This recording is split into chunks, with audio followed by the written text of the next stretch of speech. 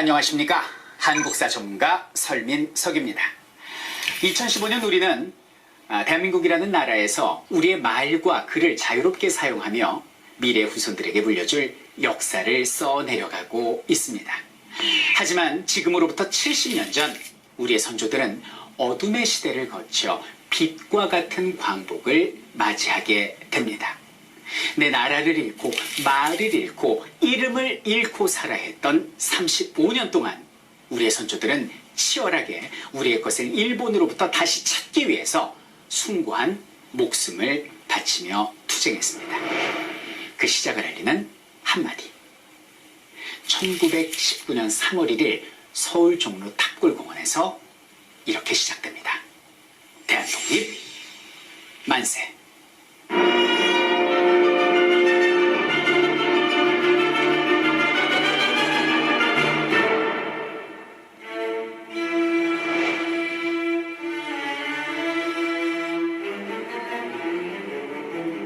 자, 여러분들은 이 글자를 어떻게 읽으십니까? 최근에 한 방송 매체에서 학생들에게 한번 읽어보라고 했더니 3.1절이라고 읽더라. 정말 가슴이 아픈 현실입니다. 이것은 3.1절이 아니라 3.1절이라고 읽어야 합니다. 여러분들 3.1절이 과연 무엇을 한 날입니까? 많은 국민 여러분들은 일제강점기 도중에 그냥 만세, 대한독립 만세 시위를 벌인 사건 아니냐라고만 알고 계실 텐데요. 실제로 3.1절은 일제강점기 35년 동안 벌어졌던 우리의 민족운동 중에 가장 구심점이 되는 중요한 사건입니다. 사실 우리의 민족운동은 3.1절 이전과 이후로 나뉜다고 해도 과언이 아니거든요.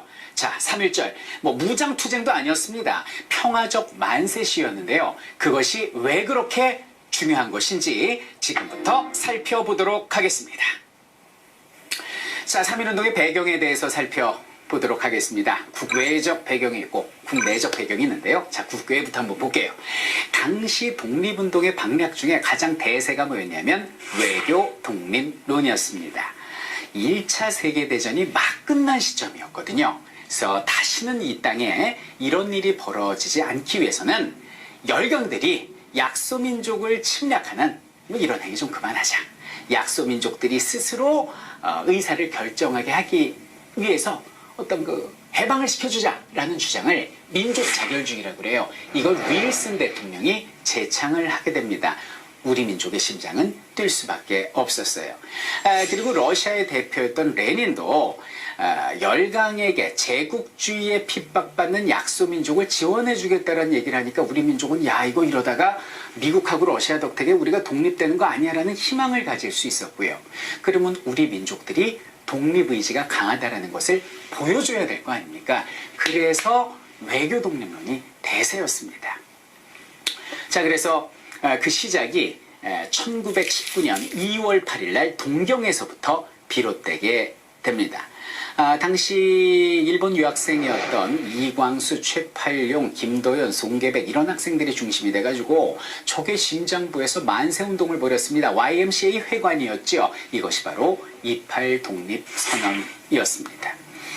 그래서 그 송계백이라는 학생이 모자에다가 28 독립선언서를 이제 감춰가지고 국내에 들어와서 우리 민족 대표한테 보여줬다라는 거 아닙니까? 자, 민족 대표들 아마 귀까지 빨개졌을 겁니다. 부끄럽죠. 왜입니까?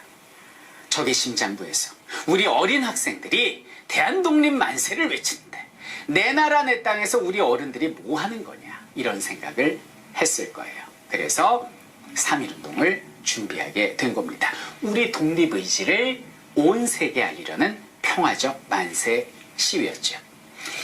두 번째로 국내적 배경은 뭡니까? 바로 고종 황제의 죽음입니다. 갑작스럽게 돌아가셨어요. 그러니까 백성들 사이에서는 일본이 우리 황제를 독살한 거 아니냐라는 소문이 퍼졌고 지난 10년간 일제의 군합발에 짓밟힌 그런 억울함이 여기까지 터져나오기 직전의 상황이었다. 이것도 하나의 배경이라고 할 수 있겠습니다. 자, 그러면 3.1운동은 어떻게 전개가 됩니까? 일단은 기미독립선언서를 써야 했어요. 그래서 최남선이 기초하고 만해 한용운 선생님께서 추가를 하신 독립선언서가 제작이 되고 그것을 태극기와 함께 은밀히 인쇄하게 됩니다. 그럼 독립선언의 날짜는 언제로 할 것이냐? 이걸 가지고 33인이 모여서 회의를 하게 됩니다. 첫 번째 나온 안건, 고종황제 인산일 장례식이 1919년 3월 3일이니까 그날 하자 이렇게 된 거예요. 근데 33인 중에 이제 천도교, 동학이란 민족 종교의 후신이 천도교인데요. 천도교 대표가 15명들인데 이분들이 난색을 표합니다. 인산일날 만세운동을 하는 것은 승하신 황제에 대한 불경이다라고 얘기를 해요.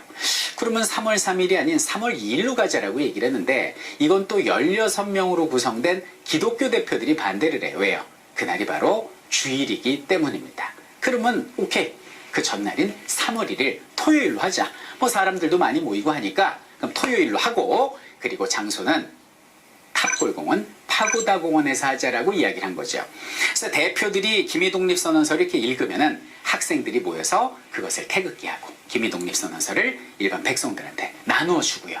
거기서 우리 독립 의지를 밝히는 평화적 만세 시위를 보여주면 뭐 기자들이 사진을 찍어서 온 세계가 알게 되지 않겠느냐, 열강이 우리를 독립시켜주지 않겠느냐라는 평화적 만세 시위로 구상이 된 것이 바로 3.1 운동이었습니다.